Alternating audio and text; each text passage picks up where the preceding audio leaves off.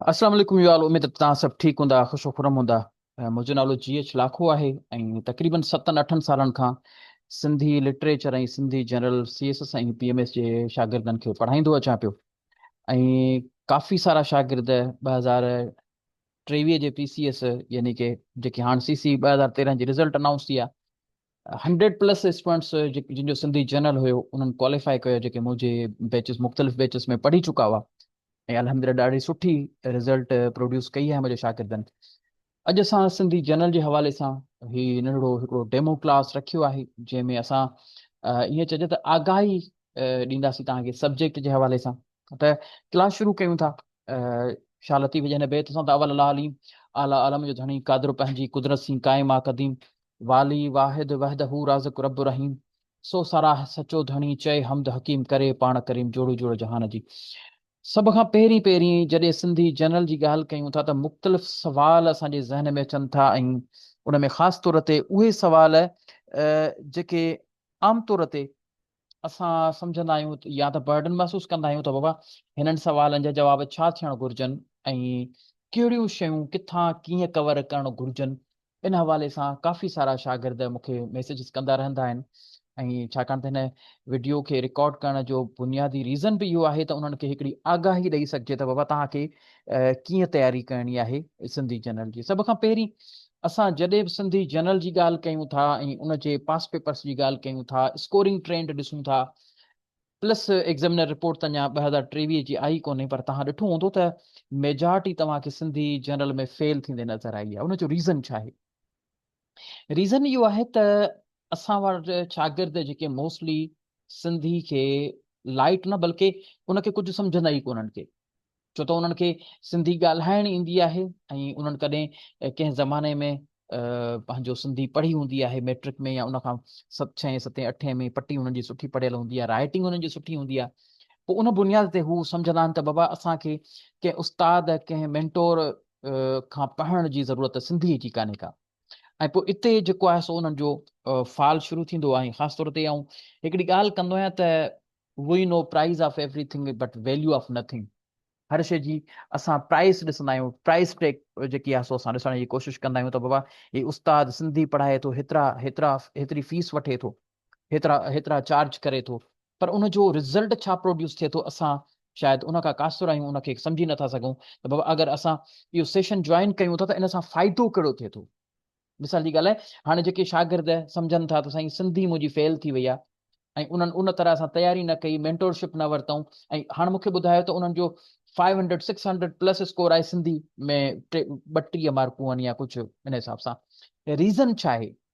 बुनियादी रीज़न अगरि हिते ॾिसूं त बुनियादी रीज़न हिकिड़ो ई आहे त टेक्निक्स असांखे कोन्हनि के। मतिलबु चवण जो इहो आहे त असां टेक्निकल उन्हनि शयुनि खे हल ई नथा करे सघूं जिन शयुनि जी असांजे एग्ज़ामिनर असांखां रिक्वायरमेंट घुरे थो। बाबा मूं हिकिड़ो बेत ॾिनो आहे, इन बेत जी सम्झाणी लिखणी आहे, बेत जी सम्झाणी लिखणी आहे, उनजा कहिड़ा पैरामीटर्स हुजणु घुरिजनि। हाणे असां जेको मैट्रिक में 9th में असां सिंधी पढ़ी आहे, सिंधी उनखे अटैम्प्ट कयो आहे, उहे शयूं जेके कयूं आहिनि, हाणे जेको असांजे कमीशन जो जेको एग्ज़ामिनर आहे उहो इहा ॻाल्हि सोचे थो त इहे शयूं मूंखे घुर्बल कोन्हनि के। ठीकु आहे, मूंखे तव्हां कुझु अपडेट शयूं प्रोवाइड कंदव जॾहिं आउं तव्हांखे स्कोर ॾींदुसि।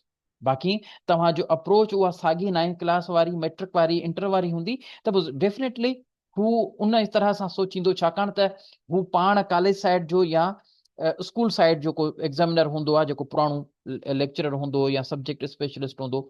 हाणे उन वटि इहे सभु कापियूं ईंदियूं रहनि थियूं ऐं हू सालनि खां वठी करे उहो सब्जेक्ट पढ़ाईंदो रहे थो, ऐं असां बग़ैर पढ़ण जे इहा कोशिश कंदा रहंदा आहियूं त असां कहिड़ी बि तरह सां उनखे टोपी कराए वठूं, उनखां स्कोर वठी सघूं। ऐं असां जेको बुनियादी हिकिड़ो स्ट्रक्चर आहे उनखे फॉलो करण जे बजाए असां जुगाड़ जे चकर में हूंदा आहियूं त भाऊ जुगाड़ थी वेंदो, इहो सब्जेक्ट मुंहिंजो पास थी वेंदो। हालांकि सिंधी जनरल जो सब्जेक्ट जुगाड़ कोन्हे को, बल्कि ही उहो सब्जेक्ट आहे जेको कंपलसरी सब्जेक्ट्स मां सभ खां वधीक स्कोर ॾियारे सघे थो तव्हांखे। मतिलबु हिन में अगरि तव्हां सुठी महिनत कयो, थोरी लगन सां कमु कयो, टेक्निकल ग्राउंड्स ते वञी करे उनखे हल करण जी कोशिशि कयो, त आउं सम्झां थो त ही अहिड़ो सब्जेक्ट आहे जेको 80+ स्कोर आसानी सां कंदो आहे। इवन जेके एॾा हालात ख़राब आहिनि, उनजे बावजूद बि 70 ताईं स्कोर सिंधी जनरल ॾिनो आहे। हाणे इन जो मक़सदु इहो आहे त उहे शागिर्द जेके 70 स्कोर कनि पिया, या उहे शागिर्द जेके 32 स्कोर ते बीठा आहिनि, त बुनियादी फ़र्क़ु ॿिन्हीअ में छा आहे? बुनियादी फ़र्क़ु अगरि ॿिन्ही में को आहे त उहो आहे असांजो निग्लिजेंस, असांजी बेपरवाही, लापरवाही असांजी। बाबा न बसि सिंधी सब्जेक्ट आहे, इनखे असां करे वठंदासीं, को मसइलो ई कोन्हे को। लतीफ़ जा 4 बेत यादि थी वेंदा, उहे हणी ईंदासीं, मज़मून उहो असां लिखियो आहे, नंढे हूंदे खां लिखंदा अचूं था, उहे लिखी ईंदासीं। ऐं पोइ असांखे ख़बर इहा बि कान्हे त मैनेजमेंट खे सिंधी में छा चइबो आहे, ऐं असां उहो मज़मून लिखी था अचूं, ऐं पोइ जेको आहे सो थिए ईअं थो जो बुरो कई ॿारनि सां। ऐं पोइ असां एग्ज़ामिनर हिन वारे 2023 जे एग्ज़ाम में साॻी तरह सां उहो जे बुरो करे ॿारनि सां, उहो ई कार असांजे एग्ज़ामिनर असांजे शागिर्दनि सां कई आहे। त जॾहिं तव्हां ही सेशन ज्वाइन कंदो, त हिन सेशन ज्वाइन करण जो तव्हांखे सभ खां वॾो फ़ाइदो कहिड़ो थींदो? तव्हांजो बैकग्राउंड कहिड़ो बि हुजे, तव्हां ए लेवल्स ओ लेवल कयो हुजे, तव्हां फॉरेन जा ग्रेजुएट हुजो, तव्हां डॉक्टर हुजो, तव्हां इंजीनियर हूंदो, डज़ंट मैटर, को मसइलो कोन्हे को। तव्हांखे उहे शयूं सेखारियूं वेंदियूं, पढ़ायूं न वेंदियूं। ऐं वरी रिपीट कयां थो, तव्हांखे सेखारियूं वेंदियूं, छो त ही पेपर जेको आहे कंपोज़िशन वांगुरु सिखण जो पेपर आहे। को माण्हू मूंखे चवे त भाउ मूंखे प्रेसी पढ़ायो, ऐं उनखे प्रेसी 1000 प्रेसियूं पढ़ाए छॾियां, पर उनखे चवां त बाबा अटेम्प्ट न कर, को बि क्वेश्चन अटेम्प्ट न करे प्रेसी ते, त उहा उनखे प्रेसी कॾहिं बि कोन ईंदी जेसिताईं हू पाण अटेम्प्ट न कंदो। तंहिं करे ऐं तव्हां सभिनी खे, हाणे वरी रिकॉर्डिंग बि काफ़ी सारा शागिर्द ॿुधंदा, तव्हां सभिनी खे इहो चवंदुसि त बाबा सिंधी जनरल जो जॾहिं सेशन मूं वटि ज्वाइन कयो, त इहा ॻाल्हि तव्हां ज़हन नशीन करे छॾियो त साईं लाखो साहिबु घटि में घटि कलाक जो कमु हर रोज़ु ॾींदो आहे। इहो सोची सम्झी पोइ क्लास ज्वाइन कजो। त बाबा कलाक त मूंखे साईं लेक्चर ॾींदो, जेको 40 मिंट 50 मिंट लेक्चर हलंदो, उनखां अलावा तव्हांखे कलाक जो कमु डेली जे हिसाब सां सिंधीअ जो करिणो पवंदो, तॾहिं तव्हां जूं 70 75 80 स्कोर ईंदो आहे ऐं ईंदो। तंहिंजे लाइ ज़रूरी आहे त तव्हांखे इहे सभु शयूं ऐं सेखारींदुसि त बाबा अगरि हीउ सवालु आयो आहे त हिनखे टेक्निकल बुनियादनि ते, तख़लीक़ी तौर ते इनखे कहिड़ी तरह सां हैंडल करे सघिजे थो। जॾहिं तव्हांखे प्रेसी लिखण जो तरीक़ो अची वियो, जॾहिं तव्हां प्रैक्टिस करे पंहिंजी उहे सभई शयूं खदो खाल तव्हां पंहिंजा छंडे छाणे साफ़ करे छॾिया, ऑटोमेटिकली तव्हां उन में कॉन्फिडेंस फील करणु शुरू कंदो। त असांजो जेको बुनियादी मक़सदु आहे हिन सेशन जो, उहो इहो हूंदो त तव्हांखे सिंधी सेखारी वेंदी त पेपर में अटेम्प्ट कीअं करणी आहे, तव्हांखे पेपर में अटेम्प्ट कीअं करणी आहे, इहा शइ तव्हांखे सेखारी वेंदी। तव्हांखे पढ़ायो कोन वेंदो, जेके शयूं पढ़ण जूं आहिनि उहे पढ़ंदासीं, पर जेके शयूं सिखण जूं आहिनि, पेपर में अटेम्प्ट करण जूं आहिनि, उहे तव्हांखे सेखारियूं वेंदियूं हिन पेपर जे दौरान। हिकिड़ो फार्मूलो आहे PTI, यानी कि हिकिड़ो उहो फार्मूलो जेको आऊं 6-7 सालनि खां फॉलो कंदो अचां पियो, ऐं उन ई फार्मूले ते मुंहिंजो जेको आहे हिकिड़ो मेथड हूंदो आहे पढ़ाइण जो। त PTI, पेपर मैनेजमेंट हाउ टू राइट, तव्हांखे पेपर लिखणो कीअं आहे। मोस्टली शागिर्द जॾहिं सिंधीअ जो पेपर अटेम्प्ट कंदा आहिनि, त उन्हनि खे ख़बर ई कोन हूंदी आहे त पेपर खे अटेम्प्ट कीअं कबो। मतिलबु उन्हनि उहे शयूं, हाणे मिसाल जी ॻाल्हि, एसे जी त तव्हांखे ख़बर आहे त भई मज़मून लिखिबो आहे, इंग्लिश एसे। कंपोज़िशन जी तव्हांखे ख़बर आहे त प्रेसी कीअं अटेम्प्ट कबी, तव्हां सिखिया आहियो, पढ़िया आहियो उस्तादनि वटि, पर तव्हां PCS जे लाइ या CS जे लाइ सिंधी तव्हां कंहिं उस्ताद ॾे कोन पढ़िया आहियो। तव्हां चओ था त भाउ सेल्फ स्टडीअ में उहो थी वेंदो। पोइ उते इहे मामला जेके अचनि था, त टाइम मैनेजमेंट, त टाइम खे मैनेज कीअं करिणो आहे असांखे। या वरी टियों जेको अहम पहलू हुन में अचे थो, त आइडियाज़ मैनेजमेंट, त आइडियाज़ खे कहिड़ी तरह सां असां मैनेज करे सघूं था, कहिड़ी तरह सां कहिड़ियूं शयूं कहिड़े अंदाज़ सां असांखे लिखणियूं आहिनि जो असां उनखे आसानीअ सां टाइम मैनेज करे सघूं। तव्हांखे ख़बर आहे त सिंधी जो जेको लिखणु आहे उहो सभ खां वधीक स्लो लिखण वारो पेपर आहे। माना तव्हां इन में स्पीड सां बूस्टअप नथा आणी सघो, माना स्पीड अप नथा करे सघो।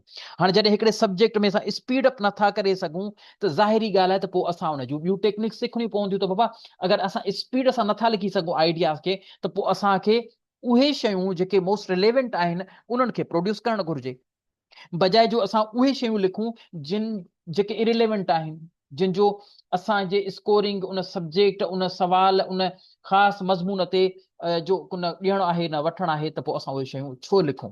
बल्कि असांखे उन तरफ़ वञणु घुरिजे, उन्हनि शयुनि खे लिखणु घुरिजे जेके उन सां रिलेवेंट आहिनि, जेके उन सां ठकी अचनि थियूं, उहे शयूं असां लिखूं ऐं उन तरह सां उन्हनि ते कमु कंदासीं। उन खां पोइ अचे थो हिकिड़ो ख़ासि तरीक़ो हूंदो आहे जॾहिं बि असां शयुनि खे लिखंदा आहियूं त 3 पैरामीटर्स तव्हांजा हूंदा आहिनि। कंहिं बि शइ खे बिल्कुलु लेंथ कंप्रोमाइज़ न थींदी आहे बाबा, लेंथ कंप्रोमाइज़ न थींदी आहे जॾहिं तव्हां आइडियाज़ मैनेजमेंट ते कमु कयो था। हाणे प्रेसी में तव्हांजी लेंथ छा थी करेव, प्रेसी अटेम्प्ट कयो पिया न, तव्हांजी टेक्निक्स मैटर करे थी न बाबा। अगरि तव्हांजी प्रेसी में तव्हां उन बेसिक फार्मूले खे ई फॉलो न कयो आहे, बेसिक शयूं तव्हां न ॿुधायूं आहे न, त पोइ प्रेसी फेल आहे तव्हांजी। त पोइ हिते उही ॻाल्हि अचे थी, कंप्रोमाइज़ असांजी लेंथ न थींदी, असां आइडियाज़ मैनेज, माना मतिलबु चवण जो इहो आहे त असां उहे ई शयूं ॿुधाईंदासीं जेको एग्ज़ामिनर घुरे थो। असां उहे शयूं न ॿुधाईंदासीं जेको एग्ज़ामिनर जी रिक्वायरमेंट कोन्हे का। फन, फिक्र, मौज़ू, इहे 3 पैरामीटर्स हूंदा आहिनि कंहिं बि शइ खे लिखण जा। असां हर शइ जा इहे 3 पैरामीटर पढ़ंदासीं, सिखंदासीं।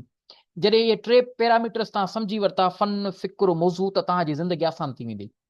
तव्हां को बि मज़मून, को बि बेत, को बि लिखणी, को बि ग्रामर जो सवाल, को बि लिसानियत जो सवाल तव्हां आसानीअ सां लिखी सघंदो। छो त ही उहे 3 पैरामीटर्स आहिनि। जीअं पाण कंहिं मौज़ूअ ते लिखंदा आहियूं त पाण उनखे छा कंदा आहियूं, कहिड़ी तरह सां टोड़ींदा आहियूं। उनखे चवंदा आहियूं बाबा पहिरीं सोशली, इकोनॉमिकली, रिलीजियसली, हिस्टोरिकली, पोइ उन में इहे कनेक्टर्स लॻाए करे पूरो असां पैराग्राफ जोड़ींदा आहियूं या पूरो हिकिड़ो मज़मून जोड़ींदा आहियूं। त साॻी तरह सां जॾहिं असां कंहिं शइ ते बारे में लिखी रहिया हूंदासीं त उनजे फन जे बारे में लिखंदासीं।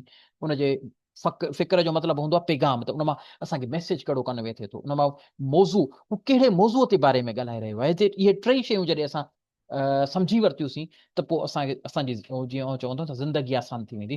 त पोइ लिटरली तव्हांजी ज़िंदगी आसान थी वेंदी ऐं उहे सभु शयूं तव्हां आसानीअ सां उन्हनि खे कवर करे सघंदो जेके हींअर तव्हांजे लाइ नामुमकिन लॻनि पियो। त बाबा मज़मून कीअं लिखणो आहे, तव्हांजो सवाल हींअर ई ज़हन में अचणु शुरू थींदो त बाबा मज़मून कीअं लिखणो आहे। ठीकु आहे बाबा, इहा असर ही जेको ग्रामर आहे। हाणे इहो साॻी ॻाल्हि अची थी वञे त बुल्ज़ाए, बाबा एकरा तव्हांजे सवाल जो जवाबु तव्हांखे हिते अचे थो। असां कंहिं शइ जे बारे में ॻाल्हायूं था, अगरि असां उन जे बारे में इरिलेवेंट वञूं था ऐं हिते हिट कयूं था त 3 मार्कूं मिलंदियूं। पर असां थोरो रिलेवेंट लिखूं था वधीक, अगरि हिते लिखूं, हिते हुनखे हिट कयूं था त 7 मार्कूं ईंदियूं। पर अगरि तव्हां हुनखे, हिनखे छा चइबो आहे, हिनखे जेको अंदरि विच में तव्हांखे अखि नज़र अची रही आहे, हिनखे छा चइबो आहे? कंहिंखे ख़बर आहे बाबा? हिनखे विच में जेको डॉट लॻो पियो आहे, हिनखे छा चयो वेंदो आहे? To the point. To the point, ठीकु आहे। पर इन जे लाइ को पर्टिकुलर नालो मुख़्तस थियल आहे, उन पर्टिकुलर टारगेट टारगेट, न टारगेट से बाबा, न टारगेट न आहे, अञा कुझु ॿी का शइ आहे। तव्हां हिकिड़ो ईडियम पढ़ियो हूंदो, ऑर्बिट न बाबा, इनखे चइबो आहे बुल्ज़ाए। हिनखे छा चइबो आहे? बुल्ज़ाए। बुल्ज़ाए सम्झो था, माना टू द टारगेट, माना टारगेट ते ई तव्हां हिट कयो था। त साॻी तरह सां जॾहिं असां कंहिं बि मौज़ूअ जे बारे में ॻाल्हाईंदासीं त असां उनखे टारगेट कंदासीं, माना डायरेक्ट असांजी अप्रोच हूंदी, इनडायरेक्ट अप्रोच न हूंदी। जॾहिं डायरेक्ट अप्रोच असां उन सब्जेक्ट, उन मौज़ूअ ते रखूं था त डेफिनेटली तव्हां इहो सम्झो त उहो तव्हांखे कुझु न कुझु जेको आहे सो लाभ त ज़रूरु ॾींदो, पर उनजो हिकिड़ो इहो थींदो त तव्हांजो टाइम बचंदो। मतिलबु तव्हां हिकिड़ो टारगेट 8 धकनि सां अचीव कयो, उनखे हिकिड़े धक सां तव्हां बुल्ज़ाए में अचीव करे सघो था, माना तव्हां स्कोर वधीक मैक्सिमाइज़ करे सघो था इन तरीक़े सां। ठीकु आहे बाबा। उन खां अलावा असां अञा ॿियूं कुझु ॻाल्हियूं कंदासीं। हाणे मिसाल जी ॻाल्हि आहे, ही बेत आहे स्क्रीन ते अची रहियो। हाणे उन्हनि शागिर्दनि सां मुखातब आहे जेके इंग्लिश मीडियम वारा शागिर्द आहिनि। एक कसर दर लख ॻोड़े गिड़खियूं, जेॾां करियां परख तेॾां साहिब साम्हूं। बाबा बेत जी सम्झाणी लिखणी आहे, छा कयूं? परेशानी। हाणे इहो बेत तव्हांजो 3 भेरा तव्हांखे पास पेपर्स में अची चुको अथव। असां हिनजो फनी जाइज़ो वठंदासीं। फनी छा आहे बाबा? ही बेत दोहो आहे, सोठो आहे, दोहो सोठो मेलाप आहे। हाणे इहो फनी जाइज़ो आहे हिनजो। ऐं जॾहिं उहो तव्हांखे क्लास में सम्झाए बसि कंदुमि त तव्हांखे लॻंदो त इहो त मूंखे अचे थो, हालांकि तव्हां कॾहिं सिंधी पढ़ी कोन्हे का। पर पोइ तव्हां जॾहिं उहे सम्झी वरितियूं टेक्निकल शयूं, त बाबा हिन में हीअ शइ हूंदी त हीअ कोन हूंदी, हिन में हीअ शइ हूंदियूं। टेक्निकल शयूं जेके असां डायग्नोस कंदा आहियूं। मिसाल जी ॻाल्हि आहे, डॉक्टर ॾे वञूं था ऐं डॉक्टर खे ॾेखारियूं था, बाबा मूंखे ॾाढो सी बुखार थियो आहे। डॉक्टर सम्झींदो बाबा हिनखे त मलेरिया थी वई आहे। पोइ असांखे कोशिशि कंदो बाबा मलेरिया जी टेस्ट करायो, त तोखे सी लॻे पियो त माना इहो मलेरिया जी निशानी आहे। साॻी तरह सां हिते असां अहिड़ी तरह सां डायग्नोस करणु सिखंदासीं त मर्ज़ खे डायग्नोस कीअं करिणो आहे, बेत खे डायग्नोस कीअं करिणो आहे, फनी तौर ते, मौज़ूआती तौर ते ऐं फ़िक्री तौर ते। उहो आउं तव्हांखे सेखारींदुसि क्लास में त बाबा इहे अगरि शयूं हुन में हूंदियूं त हीअं हूंदो, हीअ शयूं हूंदियूं त हीअ हूंदो ऐं हीअ शइ हूंदी त हीअ हूंदो। हाणे स्काई इज़ द लिमिट आहे। तव्हांजो को बि बेत तव्हांजे साम्हूं अची वञे, तव्हां उनखे उन बुनियाद ते तव्हां मापे तोरे सघो था, ऐं बग़ैर तव्हांखे रिसाला पढ़ण जे। मिसाल जी ॻाल्हि आहे, शागिर्द मूंखे चवंदा आहिनि, साईं कहिड़ो किताब वठां? बाबा किताब न वठ, किताब मां कमु कोन हलंदो। मिसाल जी ॻाल्हि आहे, उन किताब में जेको मूं तव्हांखे रिकमेंड कयो, ॿुधायमि, उन में सिर्फ़ु 500 बेत लिखियल आहिनि, तव्हां 500 बि माशाला पढ़ी छॾिया। पर उन जी जॻह ते हाणे लतीफ़ जे रिसाले में 4000 बेतनि, सचल जे रिसाले में अलाए केतिरा बेतनि, क्लासिकल शाइरनि जी शाइरी में अलाए केतिरा केतिरा बेत तव्हांखे रिसालनि में मिलनि था। उन मां को बेत अची वियो 500 हिकु नंबर बेत अची वियो त तव्हांजो त मथो फिरी वेंदो, त इहो आयो कोन्हे। पोइ करणो छा घुरिजे? करणो घुरिजे त इन बेत 500 हिक ते अचे या 5000 हिक ते अचे, उनखे अटेम्प्ट करणु सिखणो आहे। त बाबा इनखे अटेम्प्ट कीअं करणो आहे? तव्हां अॼुकल्ह एसेज अचनि था, एनर्जी क्राइसिस इन पाकिस्तान असांजे टाइम में ईंदो हुयो, हाणे कोन थो अचे। त पोइ असां छा था कयूं, एसे जूं टेक्निक्स सिखूं था। त बाबा हिन टॉपिक हिन टाइप जो को एसे ईंदो त पोइ हुन में ही टेक्निक्स असां यूज़ कंदासीं। अगरि हिन टाइप जो मज़मून अचे थो त पोइ असां हुनखे हिन तरह सां डील करण जी कोशिशि कंदासीं। त साॻी तरह सां सिंधी जनरल जो पेपर बि ईअं आहे जीअं तव्हां कंपोज़िशन सिखंदा आहियो। हीउ तव्हांजे सिंधी कंपोज़िशन जो पेपर आहे, तंहिंखे असां टेक्निकल तौर ते सिखूं त वधीक बहितर आहे, बजाए जे असां पाण वेही उनखे पढ़ूं। ठीकु आहे बाबा? हाणे तव्हां चवंदो साईं सिलेबस छा आहे, कीअं आहे? त सिलेबस जी तव्हांखे ॿुधाईंदो रहां त जेको आइसबर्ग हूंदो आहे, हाणे जीअं मूं तव्हांखे हींअर टेक्निकल शइ सेखारी, कीअं सेखारी? फन फ़िक्र मौज़ू। हाणे लतीफ़ियात ऐं उनखां पोइ तव्हांजो जेको क्लासिकल शाइरी आहे, उहो मुकमल तौर तव्हांजे सिलेबस में शामिल आहे। हाणे क्लासिकल शाइरीअ जो जाइज़ो वठूं ऐं उनजी शाइरनि जो जाइज़ो वठूं त इहे कम अज़ कम कोई 14 खां 15,000 बेत थियनि था। 14-15,000 बेत असांजो सिलेबस जो हिसो अथव। किथां पुछी सघनि था, मर्ज़ी आहे मालिकनि। पर असां उनजे स्मार्ट वे सां सिखी वरितोसीं त बाबा उन्हनि बेतनि खे अटेम्प्ट कीअं करिणो आहे। 5 बेत ईंदा, 5 बेतनि खे अटेम्प्ट कीअं करिणो आहे, उहो असां सिखी वरितोसीं। हाणे उहो 5,000 मां बेत अचनि, 14,000 मां बेत कहिड़ो बि अची सघे थो, ऐं असांखे उनजे पर्टिकुलर जेके आहिनि सो स्ट्रक्चर जी ख़बर आहे, उन में उन्हनि ॻाल्हियुनि जी ख़बर आहे जेके असांजे उन बेत में अचनि थियूं। बिल्कुलु बिल्कुलु। त हिते तव्हांखे इहो सेखारियो वेंदो त तव्हांखे पेपर में बेत जी सम्झाणी लिखणी कीअं आहे। ठीकु आहे न बाबा? पढ़ायो कोन वेंदो, सेखारियो वेंदो। इहा ॻाल्हि थोरी तव्हांखे सम्झण जी ज़रूरत आहे, ऐं अहिड़ी तरह सां असांजो सिलेबस पूरो कवर थींदो। हाणे जीअं मिसाल जी ॻाल्हि आहे, हाणे हिकिड़ी नंढिड़ो मुंहिंजो सवाल तव्हां सभिनी खां पुछां थो, शहरी ज़िंदगी जी अहमियत, ठीकु आहे, तालीम जी अहमियत ऐं असां जूं ज़िमेवारियूं, भला मोहन जो दड़ो। हाणे इहे मज़मून जेके अचनि था, अगरि आउं चवां त तालीम जी अहमियत ऐं असां जूं ज़िमेवारियूं, उन ते लतीफ़ जो को बेत मिले थो तव्हांखे? बिल्कुलु बिल्कुलु। हाणे इन ते को लतीफ़ जो बेत मिले थो? या मिसाल जी ॻाल्हि आहे, पाणी बहिरान ते सवाल अची वञे, मज़मून अची वञे त बाबा पाणी बहिरान जेको आहे इन जे बारे में तव्हां असां ॿुधायो, ऐं उन जे लतीफ़ जो बेत तव्हांखे लिखणो पवे, लिखी सघंदव? त मुंहिंजे सम्झ में त इन जो जवाबु हूंदो न, असांखे ख़बर ई कोन्हे त बाबा लतीफ़ जो बेत जेको आहे करंट अफेयर में ग्लोबल वार्मिंग ते कीअं लिखी सघिजे थो। ग्लोबल वार्मिंग ते लतीफ़ जो बेत कीअं लिखी सघिजे थो, तव्हांखे ख़बर कोन हूंदी। पर इहो आर्ट आहे जेको तव्हांखे हिन सेशन जे दौरान सिखण जे लाइ मिलंदो। त ग्लोबल वार्मिंग हाणे नई शइ आहे 19वीं सदीअ जी, 20वीं सदी जी, ऐं असां उनखे लतीफ़ जेको 17वीं सदी 18वीं सदीअ जो शाइर आहे, उन जी शाइरीअ मां उनजो एग्ज़ाम्पल खणी करे असां लिखूं था, उनजो एग्ज़ाम्पल उन जी शाइरीअ मां ॾियूं था, जेको ठहिकी अचे थो। त इहो आर्ट आहे जेको तव्हांखे सेखारियो वेंदो हिन सेशन जे दौरान। उनखां अलावा जेके मुख़्तलिफ़ ॻाल्हियूं अचनि थियूं, मिसाल जी ॻाल्हि आहे लिसानियात आहे, ग्रामर छाखे थो चइजे, फ़ेल छाखे थो चइजे, फ़ेल जा मुख़्तलिफ़ क़िस्म मिसालनि सां वाज़े करियो। हाणे इहे जेके सवाल आहिनि, इन्हनि खे कहिड़ी तरह सां अटेम्प्ट करणो आहे। इल्म सूतियात तहरीरी सिंधी ॿोलीअ जे आवाज़नि खे अभ्यास कीअं कयो वञे थो।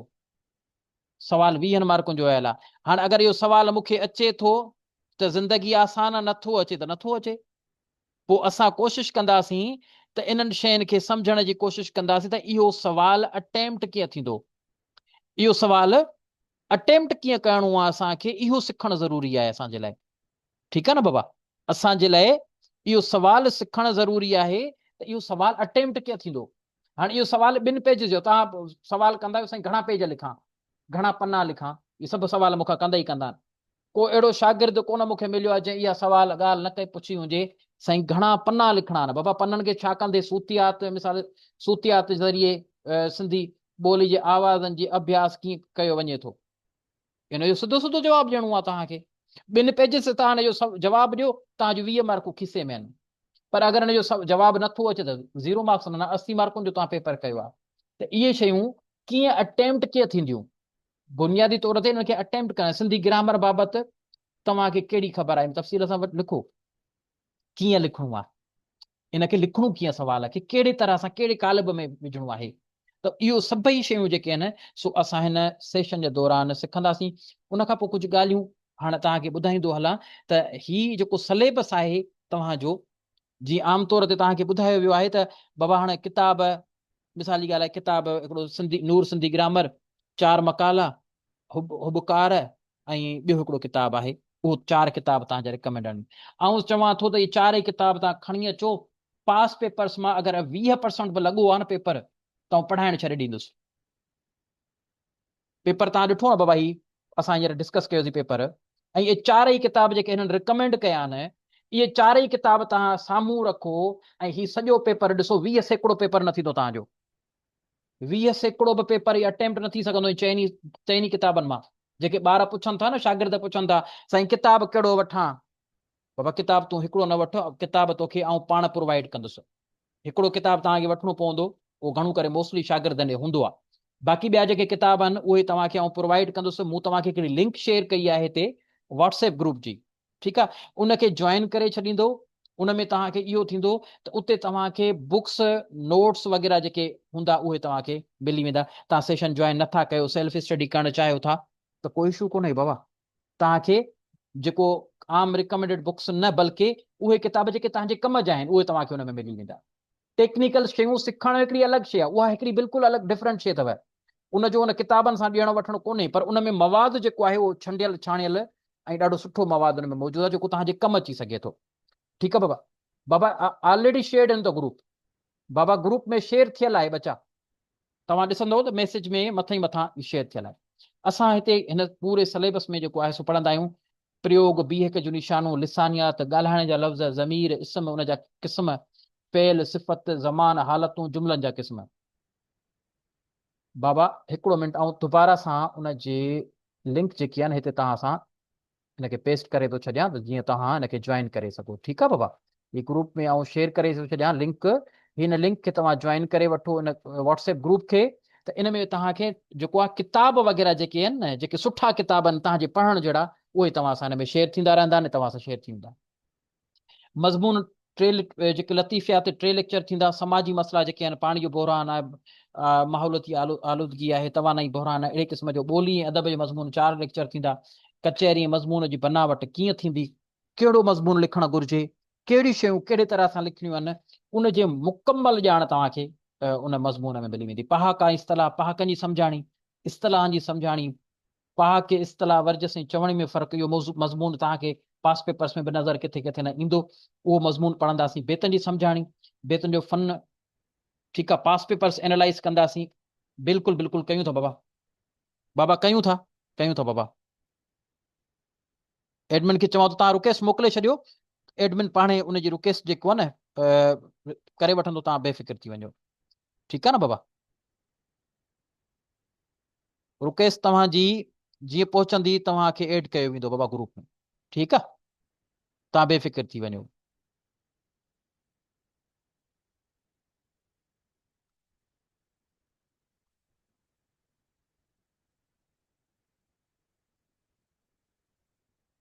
जी बाबा ठीकु आहे ही क्लासिकल शाइरनि जी बेतनि जी फनी फिक्री ऐं मौज़ूआती जाइज़ो काज़ी कादन शाह करीम बुलड़ी वारो मोहम्मद ज़मान लवारी वारो शाह अब्दुल लतीफ़ भिटाई सचल सरमस्त सामी इन्हनि जे बेतनि जो जाइज़ो वठंदासीं उनखां पोइ जदीद अदब जो जाइज़ो हाणे इहो तव्हांजो 20 मार्कुनि जो सुवाल कॾहिं कॾहिं ख़ाली पीली में ॾेई था छॾीनि हाणे 4 मकाला जेको किताब हिननि शामिल कयो आहे उन में अफ़सानू नावल जदीद शाइरी उन जूं सिन्फ़ूं इन हवाले सां जेके आहिनि मवाद तव्हांखे मिले थो ठीकु आहे न बाबा त इहे शयूं जेके आहिनि सो तव्हांखे इनशाला असां प्रोवाइड कंदासीं ठीकु आहे हिन ऐं जेको पीपीटी फाइल्स आहिनि उहे तव्हांजे तमामु घणो कमु ईंदा तव्हांखे नोट्स ठाहिण जी ज़रूरत न पवंदी इन हवाले सां तव्हांखे जेको आहे सो सिंधी जेको आसान अच्छा ही किताब ॾिसो, अगर तव्हां किताब वठणु चाहियो था, ही अगर किताब तव्हां वठणु चाहियो था त बाबा ही किताब तव्हां ज़रूर वठो। ही तव्हां सिंधी जेके बि उहे शागिर्द जेके सम्झंदा असांजी ॿोलीअ में मसइलो आहे, असांजी वोकेबलरी कान्हे का, ऐं असांजो इंग्लिश मीडियम वारा आहियूं, बाबा ही किताब तव्हांखे ज़रूर तव्हां वटि हुजणु घुरिजे। ही किताब तव्हां ॾे हुजणु घुरिजे, ज़रूरी आहे किताब। ठीकु आहे बाबा। वरी असां अचूं था ऐं डिस्कस कयूं था ॿियो किताब, सिंधी ॿोलीअ जो तशरीह ग्रामर। ही किताब बि तव्हां वटि ज़रूर हुजणु घुरिजे। अगरि तव्हां वटि इहो किताब नाहे त आउं तव्हांखे PDF में इहो शेयर करे छॾींदुसि। मूं वटि PDF में मौजूदु आहे किताब, ही तव्हां सां शेयर थी वेंदो। हू जेको प्रीवियस तव्हांखे ॾेखारियो बाबा ज़ाहिद, तव्हांखे PDF में शेयर करे छॾींदुसि, PDF में शेयर करे छॾींदुसि। बाक़ी तव्हांखे हैदराबाद में किताब मिलंदो, ॿिए हंधि कोन मिलंदो। ठीकु आहे। ऐं ही किताब जेको पहिरीं मूं तव्हांखे ॾेखारियो आहे, इहो किताब तव्हांखे PDF में ग्रुप में शेयर थी वेंदो। ठीकु आहे बचा। उन खां पोइ सिंधी अदब जो तारफ़, इहो त तव्हांखे हर हंधि किताब मिली वेंदो। तव्हांजे मास्तर जो किताब लिखियलु आहे, इहो तव्हांखे लाहौर में मिली वेंदो, इस्लामाबाद में मिली वेंदो, जिथे तव्हां वठणु चाहियो किताब अवेलेबल आहे। इहो इन जी का PDF अवेलेबल कोन्हे, इहो किताब फिज़िकली तव्हांखे हर हंधि मिली वेंदो आहे। ठीकु आहे। हिन में काफ़ी सारियूं शयूं आहिनि जेके तव्हांखे कवर कराईंदासीं। हिन में लोक अदब जो पोर्शन आहे, लतीफ़िया जो पोर्शन आहे, कुझु ॿिया पोर्शन्स आहिनि जेके अहम पोर्शन्स आहिनि, जिन मां तव्हां पढ़ी करे उन जो जेको न साइड मटीरियल जेको आहे, रीडिंग मटीरियल आहे, त इन रीडिंग मटीरियल खे तव्हां सुठे नमूने सां कवर करे सघंदो। ठीकु आहे न बाबा। हिन में रीडिंग मटीरियल तव्हांजो ॾाढो सुठो मिलंदो। अच्छा, हाणे रजिस्ट्रेशन जे हवाले सां ऐं तव्हांखे सर कंप्लीट डायमेंशन में आहे ही बुक, बिल्कुलु बाबा। सारा हिन में ख़ासि तौर ते जेको CSS वारो सिलेबस आहे उहो कवर थिए थो। अगरि असां PCS जे हवाले सां हिनखे पढ़ंदासीं त पोइ इहो मुकमल किताब असांखे नाहे पढ़णो, बल्कि हिन जा कुझु हिसा आहिनि जेके असां उन ते डिस्कशन कंदासीं। उहो तव्हांखे एरियाज़ ॿुधाईंदुसि लेक्चर्स जे दौरान, त बाबा ही मज़मून आहे, हिनखे फलाणे हंधा पढ़ी वठो त जीअं ज़िंदगी तव्हांजी आसान थिए। ठीकु आहे। हाणे हिन सेशन जे हवाले सां ही नंबर जेको मथे ॾिनल आहे, तव्हां नोट डाउन करे वठो, screenshot. Brother Aman, do U have this book in PDF? Baba PDF किताब कोन हूंदा आहिनि, जेके PDF हूंदा तव्हांखे मिली वेंदा बाबा। तव्हां ग्रुप ज्वाइन करे वठो, इनशाला उते तव्हांखे जेको मटीरियल हूंदो असां कोशिशि कंदासीं तव्हां सां शेयर कंदासीं। अच्छा, उन हवाले सां ही तव्हांखे जेकी हिन जी डिटेल आहे उहा अची रही आहे। मंडे टू थर्सडे तव्हांजा क्लासिस थींदा हिन में, ऐं डेली जे हिसाब सां तव्हांखे असेसमेंट जमा कराइणी पवंदी। जॾहिं सेशन ज्वाइन कयो त इहो सोचे वठो त बाबा कलाक मूंखे सिंधीअ जे लाइ कढणो आहे। ठीकु आहे। उन में का बि रिआयत कान्हे का। कमु डेली कंदव तॾहिं तव्हांजा पेपर 70, 75, 80 स्कोर खणंदो। अगरि तव्हां इहे सुस्ती करे वेही रहंदो बाबा साईं पढ़ाए लाखे सां। अच्छा, ॿी हिकिड़ी अहम ॻाल्हि जेकी आउं करणु विसरी वियुसि, हाणे आउं उनजो ऐलान बि कयां थो त बाबा तव्हांखे हर लेक्चर जी रिकॉर्डिंग मिलंदी 24 आवर्स जे लाइ। मूंखे ख़बर आहे त किथे नेटवर्क जो इशू आहे, केॾी महिल किथे कुझु मसइलो आहे, कॾहिं को तव्हांजो ट्रेवल जो इशू आहे, कॾहिं को मसइलो लॻो पियो आहे, कॾहिं को मसइलो हूंदो आहे। 24 आवर्स जे लाइ तव्हांखे रिकॉर्डिंग हर लेक्चर जी अवेलेबल हूंदी। जेॾी महिल तव्हां फ्री महसूसु कयो, जेॾी महिल तव्हां ईज़ी महसूसु कयो, पीस ऑफ माइंड महसूसु कयो, ओॾी महिल उहो तव्हां लेक्चर ॿुधो। उन खां पोइ उन कलाक उन ते कमु कयो ऐं तव्हां उहो PDF ठाहे करे एडमिन खे मोकिले छॾियो त जीअं उहो मूंखां चेक कराए वठे। एनरोलमेंट जे लाइ ही मथे तव्हांखे नंबर अची रहियो आहे 0340 वारो, इन ते तव्हां ज़रूरु मैसेज करे पंहिंजी रजिस्ट्रेशन कराईंदव। हिन सेशन जी जेकी फीस आहे उहा 6000 आहे, ऐं हिन ड्यूरेशन जेकी आहे उहा 1 मंथ आहे। 1 मंथ में असां कोशिशि कंदासीं त फ्राइडे वारे ॾींहं बि असां क्लासिस रखण जी कोशिशि कंदासीं। छो त हाणे डिसंबर में जेके शागिर्द सोचीनि था त बाबा को मसइलो कोन्हे, अञा टाइम पियो आहे, टाइम कोन अथव बाबा, सिधी सिधी ॻाल्हि आहे। टाइम हाणे कोन अथव। डिसंबर में तव्हांजो इम्तिहान थींदो PCS जो, इहा ॻाल्हि यादि रखो। डिसंबर में पेपर थियण वारा आहिनि PCS जा, एंड ऑफ डिसंबर या स्टार्टिंग ऑफ जनवरी, इन में पेपर तव्हांजा PCS जा थींदव। केतिरी पॉसिबिलिटी आहे एग्ज़ाम जे डिसंबर में थियण जी? बाबा 80 सैकड़ो। 80 सैकड़ो। हिकिड़ो मिंट बाबा, हिकिड़ो मिंट।